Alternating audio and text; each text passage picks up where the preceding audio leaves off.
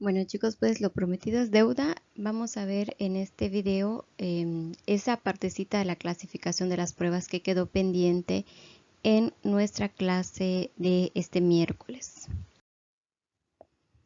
A manera de recordatorio, estuvimos viendo en primera instancia, bueno, recordando los pilares de la evaluación, que aunque están estos cuatro, pues nos vamos a centrar en lo que son los instrumentos de medición, vimos las características de los instrumentos y después vimos una clasificación de estos instrumentos, que es considerando el método, el contenido, el tratamiento de las respuestas, el formato, la administración, las demandas exigidas al sujeto y la interpretación de las puntuaciones, que es justamente la que estamos viendo aquí ya con lo que implica cada una de ellas. Ya no lo voy a repetir porque ya la habíamos visto en la clase del miércoles. Bueno, sí voy a hacer nada más un pequeño recordatorio aquí, que esta última a través de la interpretación de las puntuaciones, donde tenemos las pruebas en la clasificación como normativas y criteriales, esa la vamos a ver con mayor detenimiento más adelante, y que la ejecución máxima y ejecución típica era una muy importante de recordar porque también nos va a servir cuando veamos análisis de reactivos, que hay una diferencia cuando hagamos este análisis cuando se trata de ejecución máxima que de ejecución típica. Pero ahora sí, esta sección que es la que nos quedó pendiente es esta clasificación que es un tanto más psicométrica en la construcción y uso de las pruebas. Bueno, vamos a hacer esta primera clasificación, que es cuando estamos construyendo la prueba. Es decir, estamos conceptualizando las pruebas en esta clasificación que les voy a mostrar ahorita, pero esto tiene que ver con aquellos psicólogos, los psicómetras, que son constructores de prueba, porque vamos a ver finalmente una que tiene que ver más con el uso de la prueba. O sea, ya las pruebas existen y entonces a la hora de yo seleccionar cuál es la mejor prueba, hay una clasificación de esto, ¿no? Bueno, depende, ¿no? De qué tipo de prueba sea. Ahorita estamos en esta primera sección de construcción de la prueba. Es cuando estamos conceptualizando la prueba desde esta construcción. No existe y se está construyendo. Entonces, cuando es esto, tenemos que considerar lo siguiente que nos da esta clasificación de las pruebas. Primero, ¿cuál es la finalidad? Cuando yo estoy construyendo la prueba, lo primero que tengo que plantearme es cuál es la finalidad de esta prueba. ¿Es una prueba representativa o es una prueba predictiva? Vamos a ver la diferencia. O sea, como de acuerdo a estas definiciones, podemos tener una prueba representativa o una prueba predictiva. Entonces, bueno, ¿qué es una prueba representativa? Pues podemos decir que una prueba es representativa cuando los reactivos son similares a la conducta que nos interesa medir. El elemento principal es que la prueba sea representativa del universo. Si aquello que yo quiero medir se ve representado en mi prueba, suena redundante ahorita, es una prueba representativa, pero vamos a ver específicamente a qué se refiere esto, e incluso de aquí viene todavía una segunda clasificación. Mientras que la predictiva se enfoca en alguna conducta no considerada en la prueba que deseamos predecir. Es decir, yo quiero medir algo, vamos a llamarla ahorita ansiedad, pero mi prueba no pregunta cuestiones de ansiedad, pregunta algunas otras cosas, pero que sea en las investigaciones, la teoría psicológica ha demostrado que son predictivas de. Entonces la prueba, si tú la lees, no es de ansiedad, es de otra cosa, pero me va a servir para aquellos que salen altos, por ejemplo, en locus de control externo, entonces son los que tienen mayor ansiedad. Entonces mi prueba no me va a hacer preguntas acerca de la ansiedad, me va a hacer preguntas acerca del locus de control externo, por ejemplo. Pero bueno, les decía que dentro de esta primera, la de representativa, todavía había una segunda clasificación que puede ser representativa de muestra o puede ser representativa de signo. ¿A qué nos referimos con representativa de muestra? Bueno, ya habíamos dicho en términos generales, representativa es que los reactivos tienen, evalúan cosas que claramente son similares de aquello que yo quiero medir, pero tengo que ver que sea representativa del universo. ¿Cuál va a ser mi universo? Pues va a ser eso que yo quiero medir. Entonces las de muestra lo que tienen es que el universo está claramente definido.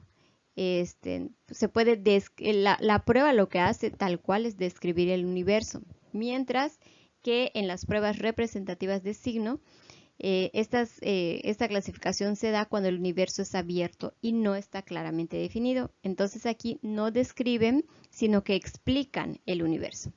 Vamos a ejemplificar cuál es cada una de estas, ¿no? En el caso de una prueba representativa de muestra, pues sería muy similar a una prueba de rendimiento o un examen, que ya veníamos hablando de esta en la clase pasada.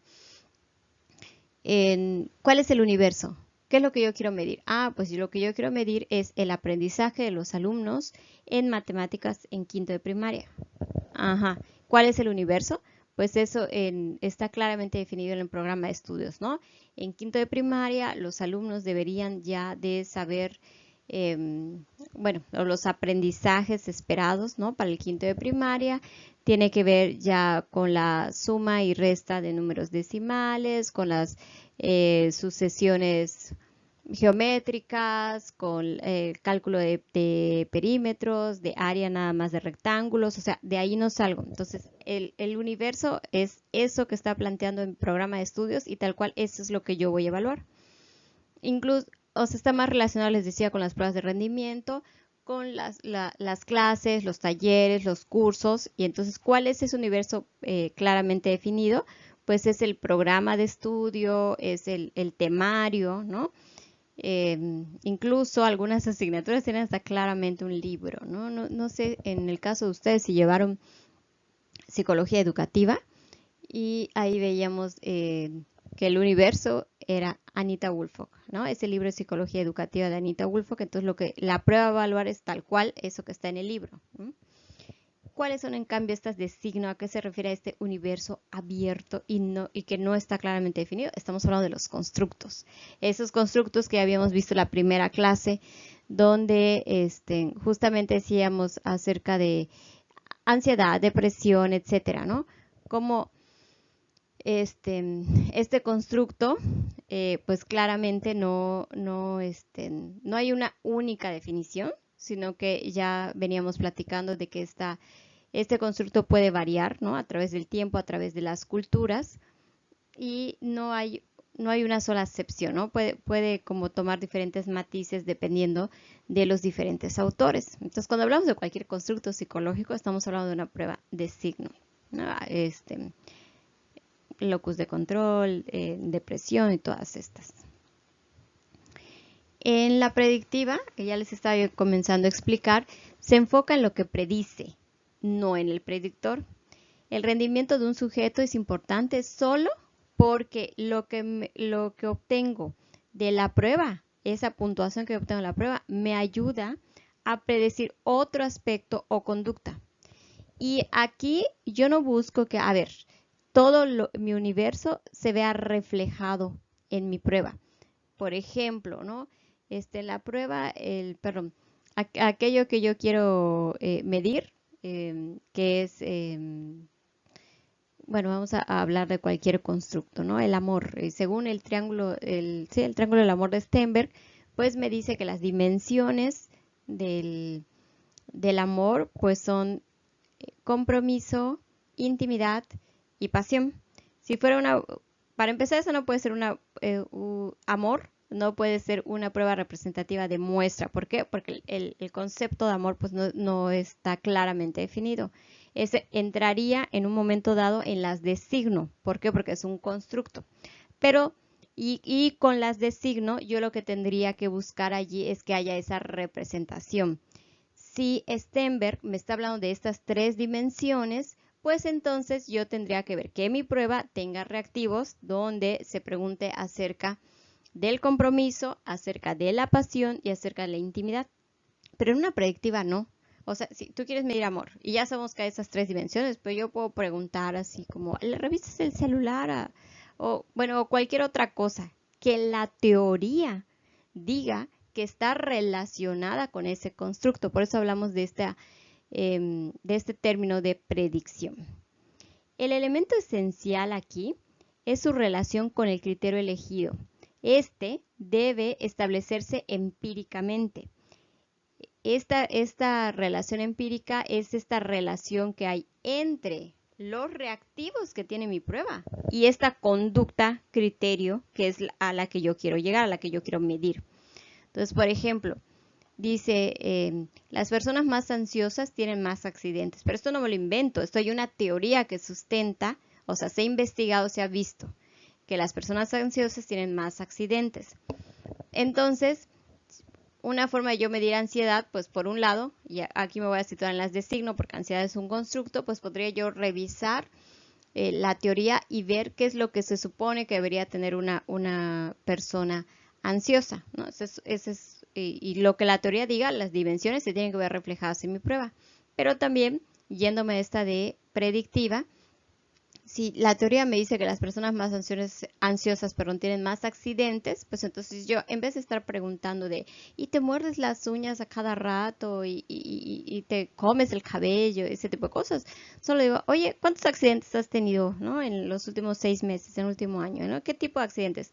Y no estoy midiendo ansiedad, mis preguntas no son de ansiedad, pero yo tengo una teoría que me sustenta que estos accidentes están relacionados con la ansiedad. Entonces, esta es una prueba predictiva.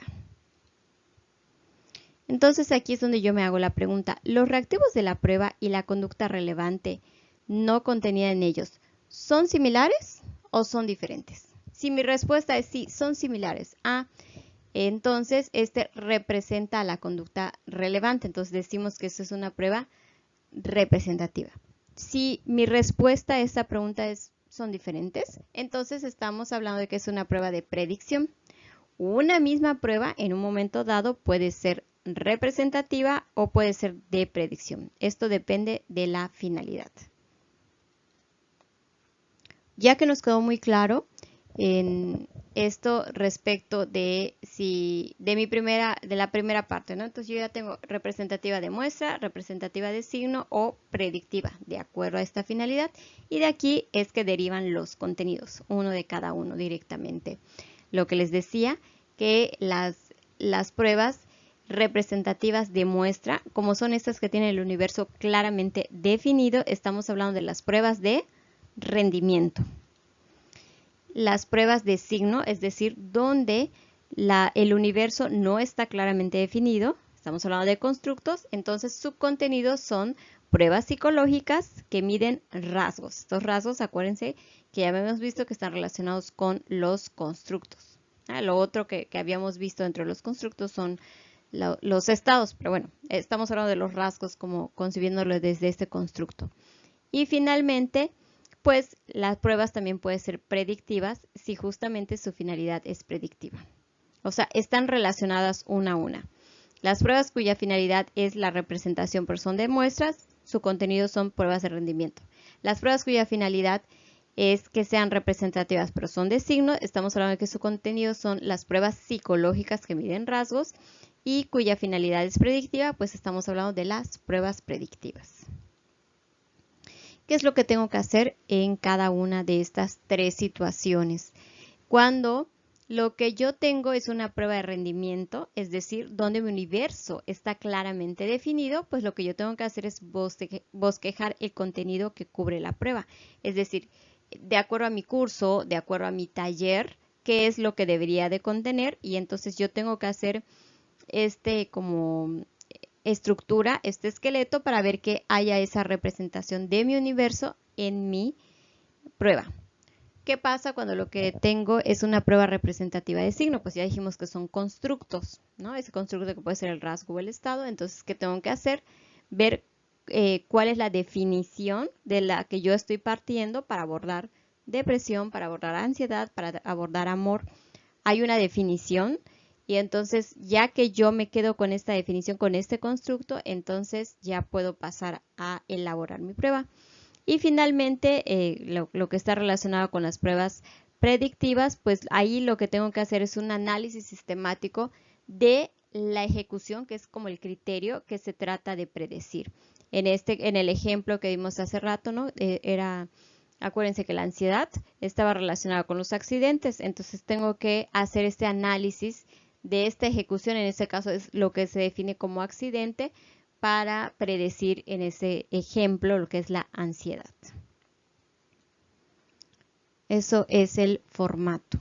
Pero nada más que ya me quedo encima. Perdón. No, estaba yo hablándoles del contenido y lo que se tiene que hacer en cada uno. Y dentro de esta clasificación, no les dije al inicio, es una clasificación propuesta por Brown. Si no se las puse en los libros, las voy a poner, porque creo que ya está en Brown dentro de los libros que les di. Y si no, me lo solicitan y yo se los pongo también en la bibliografía. También hace una clasificación acerca del formato, que si lo vamos revisando se parece mucho aquí sí a una de las clasificaciones que habíamos visto previamente.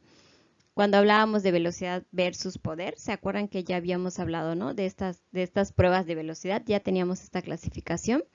Alternativa versus libre, esa no la habíamos visto en la clasificación anterior, pero no es otra cosa que la típica pregunta que hacemos cuando tenemos un examen. ¿Va a ser un examen de preguntas abiertas o de opción múltiple? En realidad, y lo vamos a ver más adelante, la clasificación, el nombre más técnico debería ser pruebas con reactivos de construcción o reactivos de selección. Pero Brown nos maneja esta de alternativa versus libre y está muy relacionado con los ítems. Luego está ejecución máxima versus ejecución típica, que ya la habíamos visto en la clasificación anterior. Brown solo hace la diferencia entre papel y lápiz y ejecución. En nuestra clasificación anterior se aumentaban los computarizados, los fisiológicos, los situacionales. De acuerdo a su formato, Brown también propone la clasificación de que sea estructurada versus proyectiva, que esa nuestra clasificación anterior es la que estaba como psicométrica versus proyectiva. Y finalmente nos pone la de individual versus colectiva, que esa también ya la teníamos previamente. Aquí nada más se las estoy poniendo para que vean desde esta clasificación que Brown nos propone. Entonces es primero defino bien cuál es la finalidad. Esto me lleva a que tenga yo 3 tipos de prueba: representativa de muestra, representativa de signo y predictiva. Cada una de ellas aborda diferentes contenidos y el formato para cualquiera de estas 3 se podría clasificar o podríamos, ¿no?, caracterizar de acuerdo a cada una de estas, pero es más completa la clasificación que les presenté en la clase.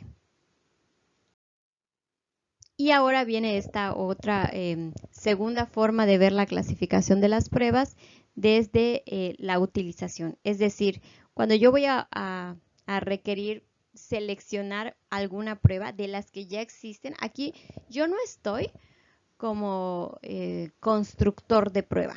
Yo no estoy creando la prueba. Yo ahorita lo que voy a hacer es utilizar una prueba. Para yo poder hacer esta selección de qué prueba me conviene más utilizar, también, o sea, me tendría yo que hacer una serie de preguntas, ¿no? ¿Para qué la voy a utilizar? ¿Cuál es mi objetivo? Etcétera. Y entonces de aquí deriva también una clasificación de acuerdo a su uso. Es lo que les decía, ¿no? ¿Para qué la voy a utilizar? Desde esta clasificación puedo tener para mi prueba un uso teórico, un uso práctico, un uso descriptivo o un uso predictivo. ¿Cuál es o cuándo estamos hablando de este uso teórico? Cuando me sirve para que yo pueda probar una hipótesis. Si la prueba yo la voy a utilizar para probar una hipótesis, entonces su uso es más teórico. Aquí hay un ejemplo de una hipótesis, ¿no? Las personas inteligentes son más asertivas. Entonces yo voy a requerir una prueba de inteligencia y una prueba de asertividad. No me interesa aquí tanto en el caso de las de inteligencia y de asertividad, obtener información como más cualitativa o obtener información tal vez como más específica, sino solamente saber cómo cuánto tiene inteligencia, cuánto tiene asertividad y ver si se cumple con esta hipótesis que está planteada teóricamente. Cuando hablamos de un uso práctico, estamos hablando de que ahí tengo que clasificar a las pruebas de acuerdo a para qué las voy a utilizar, ¿no?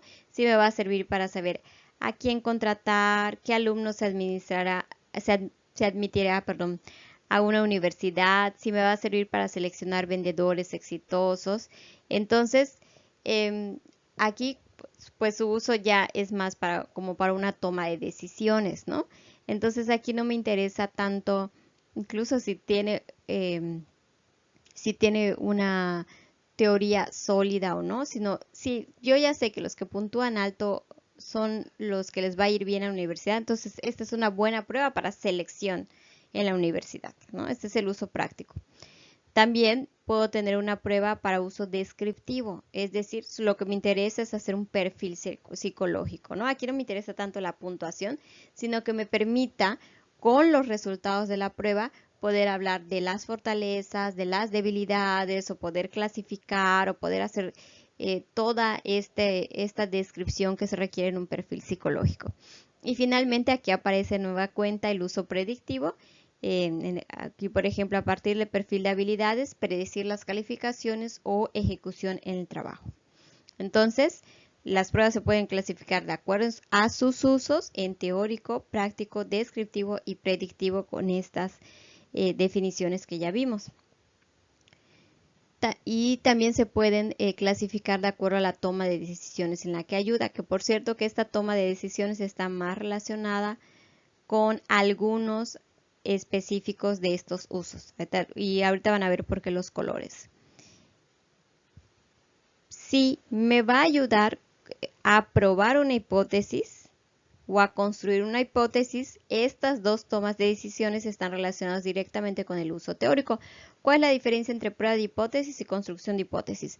Prueba de hipótesis era como el ejemplo que poníamos hace rato, es que yo tengo, por ejemplo, en una investigación, tengo una hipótesis que comprobar, pero para poder comprobarla no voy a hacer así como así de mi ronco pecho, me parece que si no necesito datos duros, ¿no? Y eso va a ser a través de la prueba. El ejemplo que aparecía hace rato, el de la inteligencia y la ansiedad, pues directamente es una prueba de hipótesis, pero también una prueba me puede servir para construir hipótesis. ¿Cómo es eso? Ya que yo apliqué una prueba, por ejemplo, la misma prueba de inteligencia, aplico la prueba de inteligencia a una población y entonces veo que de los resultados observo, ¿no? Que los japoneses obtienen puntuaciones más elevadas en la inteligencia fluida que en la cristalizada, ¿no? A diferencia de los mexicanos. Entonces, esto no es que yo tuviera la teoría y la prueba me sirvió para comprobar mi teoría, esto como que fue al revés, ¿no? Yo apliqué mi prueba, pero de la aplicación de mi prueba y de la observación de mis resultados yo puedo crear hipótesis, me puede generar hipótesis. De acuerdo a la toma de decisiones en la que ayuda, también puedo tener pruebas de selección y pruebas de clasificación, y esos están altamente relacionados con el uso práctico de la prueba. Hablábamos de los ejemplos, ¿no? Ustedes conocen el Exani. El Exani, que es la prueba que ustedes presentaron para ingresar a la universidad, a la Facultad de Psicología.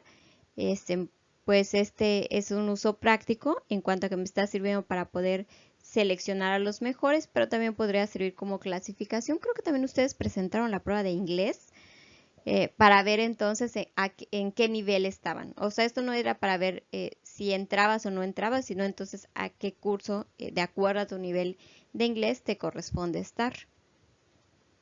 Y también la toma de decisiones en la que ayuda puede ser una toma de decisiones de diagnóstico, y esta está altamente relacionada con el uso descriptivo, perdón. Y finalmente el de evaluación. Si se dan cuenta, no coincide con ninguno de estos colores porque no es que esté relacionada con el predictivo, sino que la de evaluación es más bien cuando yo ya tengo un aplico una intervención y tengo una evaluación. Y aquí tenemos algunos ejemplos de esto que yo les estaba comentando. En la prueba de hipótesis, la relación de la ansiedad con el nivel de ejecución en tareas intelectuales. Yo tengo esta hipótesis, entonces la prueba me va a servir para poder probar esta hipótesis. Voy a necesitar una prueba de ansiedad y voy a tener una prueba de tareas intelectuales. El de construcción de hipótesis, lo que les decía, no, yo ya apliqué una prueba, en este caso es la prueba de Raven, y veo que los japoneses obtienen calificaciones más altas. Entonces esto me generó una hipótesis. En la de selecciones, por ejemplo, en ambientes académicos, cuando se va a seleccionar personal, ¿no? En las empresas. La de clasificación tiene más que ver con los intereses ocupacionales, programas de adiestramiento, nivel de destreza en cursos de idiomas, este es el ejemplo que les puse en inglés, etc. La de diagnóstico me va a servir para poder hacer esta descripción de la ejecución de un individuo en varios campos o áreas, para así poder determinar sus puntos fuertes y debilidades relativas. Por ejemplo, cuando se hace un psicodiagnóstico, debería de incluir por lo menos una valoración de la parte cognitiva, de la parte emocional y de la parte social. Y finalmente, la evaluación, que es lo que les estaba yo comentando ahorita, es para medir la eficacia de la preparación de algún programa de estudios, del desempeño de docente, de algún método de instrucción, de cualquier intervención. Entonces yo tengo un pre o un diagnóstico, hago una intervención y luego tengo una evaluación. Entonces la prueba me sirve precisamente para medir esa eficacia del programa. Y finalmente tenemos la clasificación de acuerdo al objetivo, pero esta ya la conocen, que puede ser de ejecución máxima y de ejecución típica. A manera de recordatorio, nada más les voy a dejar que ejecución máxima es muy como los exámenes en cuanto a que tengo una respuesta correcta. Y también las de inteligencia, ¿no?